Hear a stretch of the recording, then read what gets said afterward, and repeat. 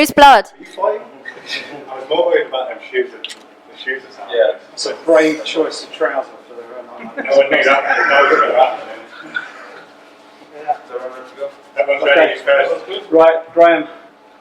Has there ever been a more eventful night in Cage Warriors history than what we had tonight? We had just about everything, didn't we? Yeah, I think we've had underdogs win, we've had champions lose belts, we've had bloodbaths, we've had fights called off because of bloodbaths. I don't think you could have put any more narrative into the ending of the Night of Champions live at the Apollo than tonight. Are you? Oh, sorry. I was just going to say. Are you happy under the circumstances? Are you satisfied with how it was handled, the main event, and the fact it was finished the way it was? Because it was becoming a little bit farcical, wasn't it? It was getting to a stage where the guys just couldn't compete. Yeah. You know, they were trying to get their footing to throw punches. They were slipping. They were just bleeding more and more and more. And it was Mark called me in. He was looking for me cage side. I jumped in. He's like, "Look, it's got to stop." And I'm with you. To stop the fight, call it. They can do it again. You know, live to fight another day. You know, it's those guys took holds on each other, and I would be happy for the UFC to do that rematch in Copenhagen. It's fair. I think both deserve it. You know, Nicholas has put in a warrior story in his career. Ross is still unbeaten. They put on a show tonight for millions, and I think for the first time in the history of Cage Warriors since my reign, we've had a fight stop because of it. Because of there's just too much blood, we just couldn't compete. So Yeah, great. yeah. So you've been in charge now in presidency for about 4 or 5 years. Through the last 18 months, we've had 3 biggest Cage Warriors cards ever, plus the amateur tournament, the Grand Prix. What can you do next? Because it seems every time you do something, it's just elevated to the next level. Just 2 minutes later, we'll find something. Don't worry, we'll step it up. I think next step for you guys is we're going to give you a one-night tournament. We've got a belt to sort out. I think pretty soon we're working on it. I think pretty soon we're going to have a 4-man one-night tournament for that belt. we also saw that during the week there was a bit of a split spat between yourself and a certain Irish coach. That hasn't put a damper on this evening, that's a point. Not at all, not in the slightest. It's all a bit of fun for me. You were just saying you're happy to see Dalby have the rematch up in Copenhagen for UFC. How do you feel? You're producing some of the best fighters that the world's ever seen come from this organisation. How does it feel? What number are we up to now? Are we getting up to nearly 100 fighters moving over? Yeah, we're getting close to that number. We embrace what we do. You know, we've built an organisation and a platform which is kind of, guys can't go from community walls going 4-5-0 and go straight into the UFC without fighting on some kind of show in between. And we're that show in between. We give them the same size octagon, we give them the same lights, the same cameras, we give them a decent enough crowd, they're treated professionally backstage, they've got the hand wrappers, they've got the cutmen, they've got schedules they got to adhere to, they've got the VTs. The only difference is the size of the crowd. So it's kind of community hall, 500 people, a hall that's just not even lit with no rig. Cage Warriors, similar to the UFC without the mass numbers, UFC. So we're happy what we do, we embrace what we do, and we're happy to put more into it. Graham, could you give me your thoughts on the James Webb fight and the decision? Yeah. I thought Matthias Frederick is super strong. He made some reversals and got out of some positions that James Webb had him in that were mind-blowing. His strength was phenomenal. The fact that it was a draw, I was surprised that when I was standing in the cage, they only said it's a draw. Who did you think won? I thought James might have edged it. I didn't think by much, but I thought he might have edged it. He had a lot of... Especially with the point deduction. Yeah, I had a lot of top positions. He had a point deduction there as well. So I thought he might have edged it. And when they said it was a draw, then, it's not a rematch we have to make. So we'll see. When do you see the rematch happening? I don't know. We'll take a couple of days off and then we'll talk to the guys and see where they're at.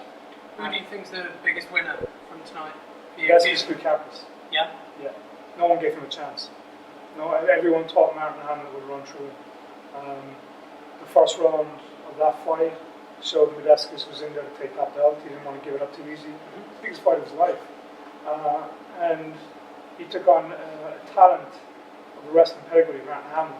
Everyone has Martin tipped to be in the UFC on Copenhagen. And for Medeskis to take that win, I think that's the biggest win of the night. And John Marvin. Those two were, they'd be the top two of the biggest wins. Two guys who, on paper, shouldn't have won. And they did. So, Great. Sorry, go on. I was just to say, you talk about what's next for Cage Warriors. You mentioned the one-night tournament. We spoke in the lead-up to the event and talked about out-of-the-box thinking and doing different things. We didn't catch it on the feed upstairs because the feed was cut, but I understand you mentioned there's going to be an invite-only show on September the 1st.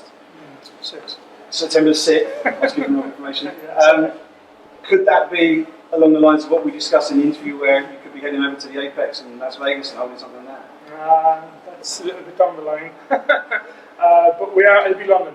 It'd be London. It'll be a London show. Yeah. We're putting the card together at the moment. We just finalised everything. We've got a few documents to sign.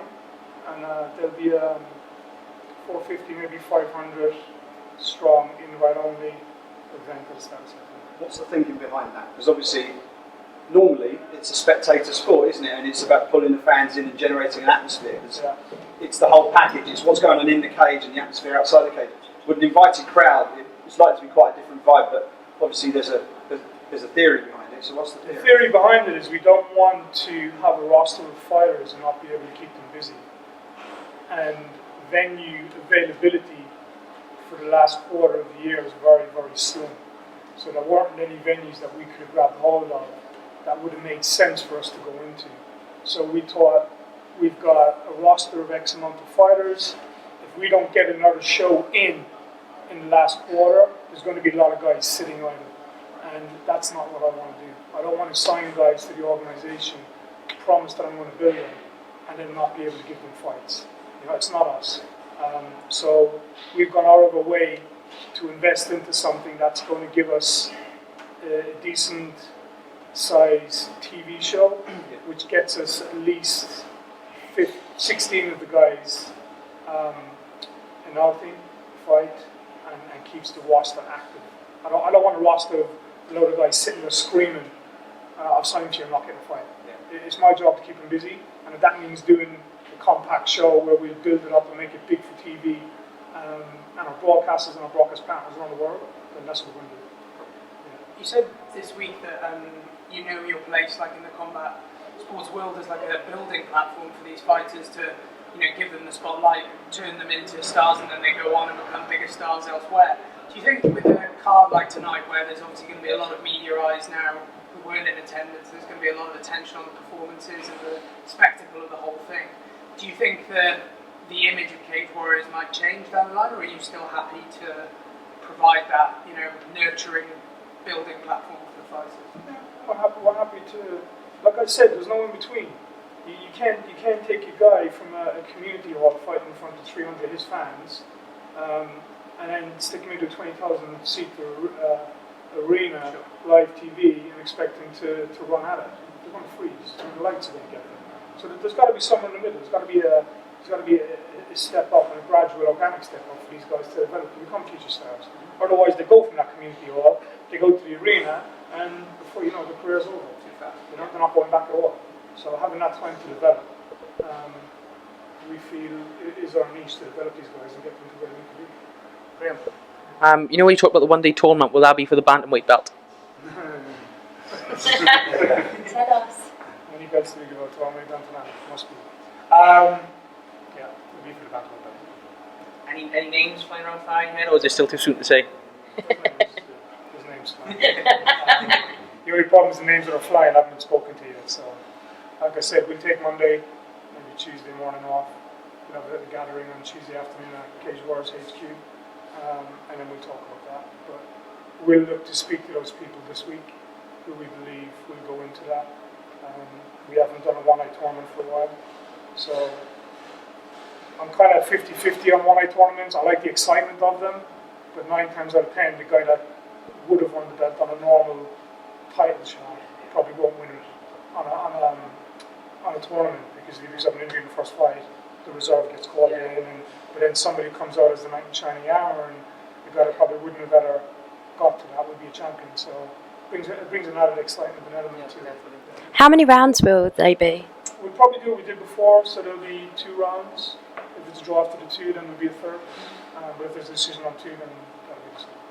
I wonder if you had a word about Mark Goddard. You know, we don't have an official regulatory body here in the UK, so you have to self-regulate, so the staff you have is super important. Mark had a pretty busy day tonight, a very busy night. How important is it for a promotion league to have a senior referee like that handling those occasions and being a senior figure in there when you need it? Because you know it's a pretty unusual set of circumstances as well. With the James Webb fight, we had the issue of spike or no spike, and then there was one that was obviously definitely a spike after.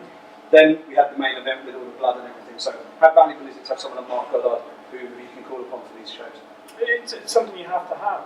You know, any organisation or smaller shows that are doing events is wanting to help the sport grow and to bring people in who want to be referees or who want to be caught in, let them shadow and slowly release them into live action. But to have the likes of Mark, Rich and Leon, all UFC caliber reps, it's something that I've had implemented from the very beginning back in 2010. We've taken a few people in where we've progressed them through as referees, but we've always had a senior ref on Cage Warriors. And I've said from the beginning, back in 2010, with my staff, we always look to have somebody linked to the bigger show on our staff to help with those decisions, because there were people coming to me tonight about some of these decisions. I was like, I've got to talk to my guy, he's the man. There's still things I've got to be corrected on. You know, and I don't think anybody in this room knows everything about any detail in the sport. There are things that you would kind of scratch your head on or question yourself. So to have that knowledge is something that I should get the organisations to have. Yeah, great. So obviously tonight we sort of, we found out that it's going to be one day tournament. We also found that it's Liverpool, Birmingham, Cardiff also. I know there was a Q&A session on the Cage Warriors Instagram page. Someone asked about what shows we could get. We hinted at Sweden and a couple of places as well. We could get a full calendar sort of soon released. Yeah, like I said, there's 2 shows that we've confirmed. Sweden won't be happening, and the England won't be happening. And I think that may finalise the rest of the year. Maybe one more, but we're still working on the details. The logistics of putting all this together, fighter availability, injuries, trying to schedule in fights, people not available. So all the pieces of the puzzle have got to kind of fall into place. It's not an easy task, but so far it's working okay. So yeah, we should have Sweden confirmed and an announcement about both those shows coming soon. Okay. We also saw that unfortunately Ian Gary's fight got sort of canned due to an opponent failing to make a medical. He wants to be rebooked for Liverpool. When I spoke to him, is that going to be against Theo again, or is that going to be against a new opponent? We're working on it. We'll see where it goes. Brilliant. What do you think of Sam Creasy's performance and what's next for him? That's 2 failed title bids now. Yeah. Where does he go from here? Tough show for Sam.